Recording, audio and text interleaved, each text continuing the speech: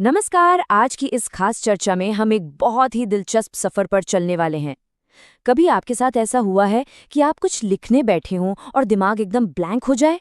इस घबराहट को अक्सर राइटर्स ब्लॉक कहा जाता है।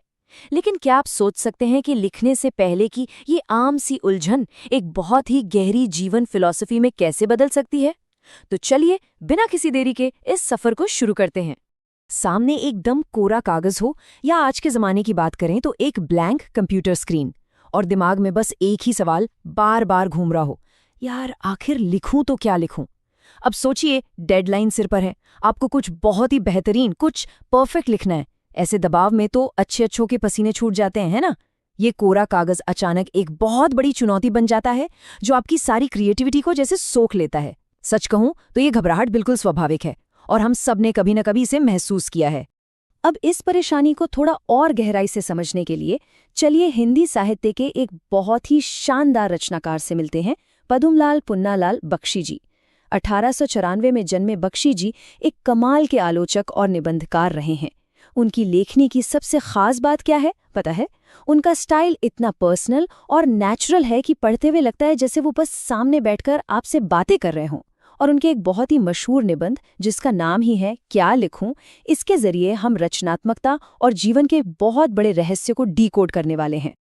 अब यहाँ बख्शी जी ने अंग्रेजी के मशहूर निबंधकार A.G. गार्डनर का एक बहुत ही शानदार उदाहरण दिया है।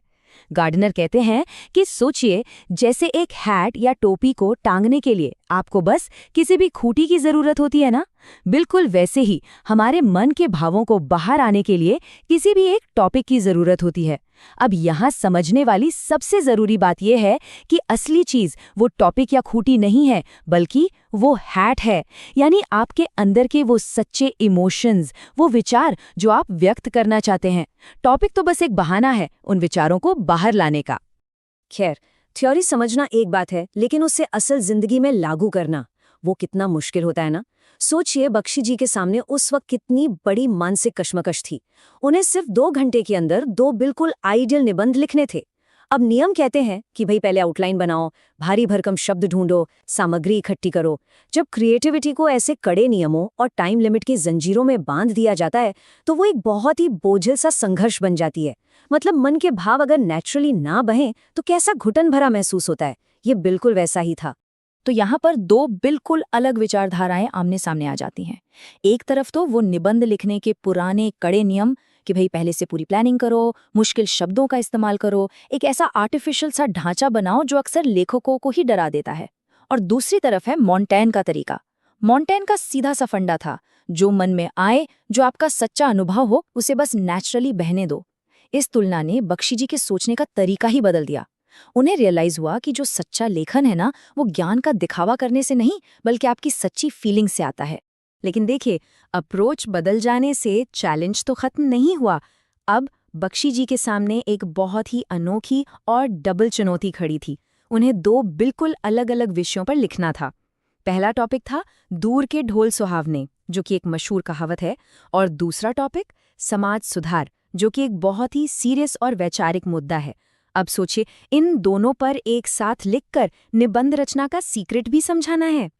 तो अब सबसे बड़ा सवाल हमारे सामने ये आता है कि इन 2 बिल्कुल ही अलग, बिल्कुल बेमेल विषयों को हम एक ही कहानी में, एक ही धागे में कैसे पिरोएं?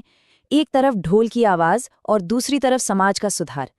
ये जो स्ट्रक्चरल उलझन है ना, यही इस पूरी चर्चा का टर्निंग पॉइंट है। और यहीं से दिमाग में एक ऐसा आहा मोमेंट आता है जो इस पूरी दुविधा को एकदम चुटकियों में सुलझा देता है। और इसका बड़ा ही मजेदार सा हल मिलता है अमीर खुसरो के एक बहुत ही फेमस किस्से से। हुआ यूं कि एक बार खुसरो कुएं पर पानी पीने गए।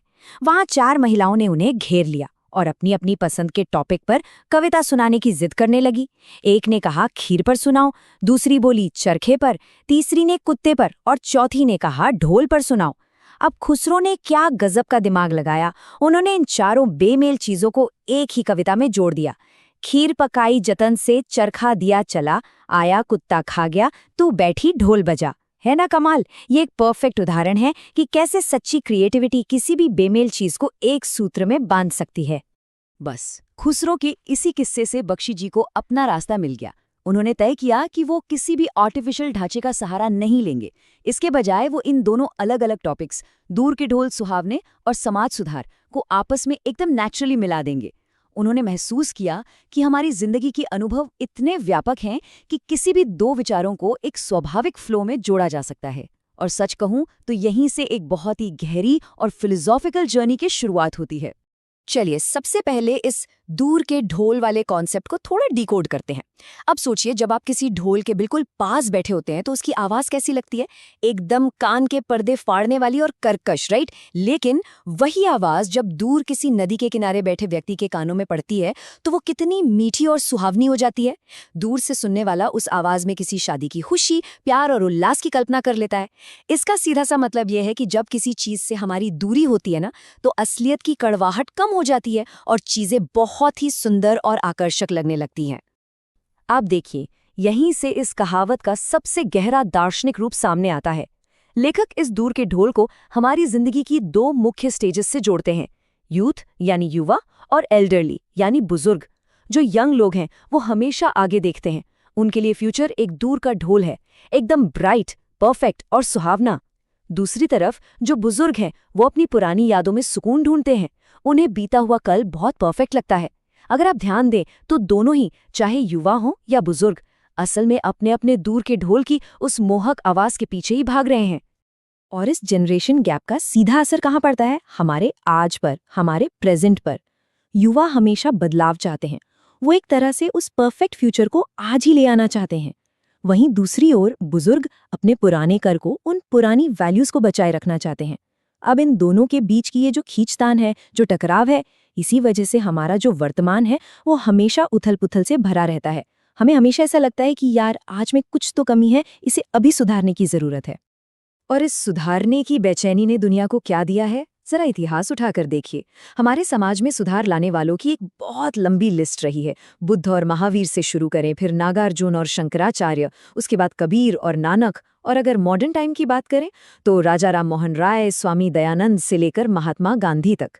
इन सभी महान लोगों ने क्या किया? उन्होंने अपने अपने समय के प्रेजेंट को सुधारने की कोशिश की। ये पूरी टाइमलाइन हमें ये बताती है कि समाज को बेहतर बनाने की ये कोशिश इंसान के इतिहास का एक कभी न खत्म होने वाला हिस्सा है। लेकिन मजे की बात देखिए, समाज सुधारने के इस पूरे प्रोसेस में एक बहुत बड़ा पैराडॉक्स यानी एक विरोधाभास छिपा है। होता क्या है?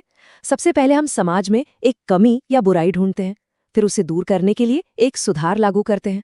सब कुछ ठीक लगता है ना? लेकिन जैसे जैसे समय बीतता है, जो चीज कल तक एक सुधार थी, वही आने वाले वक्त में एक नई प्रॉब्लम या पुरानी रूढ़ी बन जाती है। और फिर उस नई प्रॉब्लम को दूर करने के लिए एक और नए सुधार की जरूरत पड़ जाती है। ये साइकिल कभी रुकती नहीं है, नए दोष आते हैं और नए सुधार होते जाते हैं। तो इस पूरी चर्चा की बॉटम लाइन क्या है?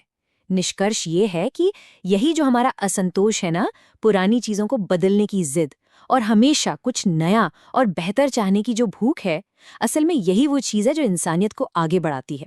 सोचिए, अगर हम आज से पूरी तरह संतुष्ट हो जाएं तो क्या कोई प्रोग्रेस होगी? बिल्कुल नहीं। हम हमेशा उन दूर के ढोल की आवाज का पीछा करते हैं, एक बेहतर कल का सपना देखते हैं और इसी चक्कर में अपने आज को सुधारते हुए बस आगे बढ़ते चले जाते हैं। परीक्षा के लिहाज से यहाँ एक बहुत ही काम की चीज है, इसे जरूर नोट कर लीजिए। ये शब्द है अनमेली। आखिर ये अनमेली होता क्या है? असल में ये एक हास्य व्यंग्यपूर्ण काव्य शैली है। इसमें होता ये है कि बिल्कुल बेमेल, अजीबोगरीब और विरोधाभासी बातों को एक साथ जोड़ दिया जाता है। इसका इकलौता मकसद होता है लोगों का मनोरंजन करना। अब जैसे खीर पकाने और चरखा चलाने का आपस में क्या कनेक्शन है? कोई नहीं, फिर भी दोनों को साथ रखकर एक गजब का ह्यूमर क्रिएट किया गया है। खैर, अब हम आज के इस सेशन के सबसे अहम और फाइनल पड़ाव पर आ गए हैं। समय है पूरे पाठ के सार को एक जगह समेटने का, एक तरह की चीट शीट, ताकि एग्जाम वाले दिन कोई भी जरूरी पॉइंट दिमाग से स्लिप ना हो। इन 3 गोल्डन पॉइंट्स को अपने दिमाग में बिल्कुल सेट कर लीजिए। नंबर 1, बख्शी जी की स्टाइल। ये बहुत ही आत्मीय और संवादात्मक है, वो सीधे पाठक से बात करते हैं। नंबर 2, निबंध के 2 सबसे बड़े और मुख्य विषय हैं, दूर के ढोल सुहावने होते हैं और समाज सुधार की निरंतरता। और नंबर 3, एक परफेक्ट निबंध के गुण, वो हमेशा संक्षिप्त होना चाहिए, उसमें भाषा का प्रवाह होना चाहिए और सबसे बड़ी बात, वो एकदम स्पष्ट होना चाहिए, ज्ञान का कोई फालतू दिखावा नहीं। तो इसी के साथ हम आज की चर्चा को एक बहुत ही दिलचस्प सवाल पर रोकते हैं। जरा सोचिए, अगर बख्शी जी आज के इस डिजिटल और फास्ट फॉरवर्ड युग में होते तो वो क्या लिखूं की दुविधा में किस टॉपिक को चुनते। क्या एक सदी पुराना ये निबंध आज के मॉडर्न समाज के उलझनों पर भी उतना ही फिट बैठता है? इस पर विचार जरूर कीजिएगा। आज के लिए बस इतना ही। उम्मीद है इस सेशन से आपको बहुत कुछ नया सीखने को मिला होगा। You can get important question on our community post and like, comment, share and subscribe to Study with Iraya.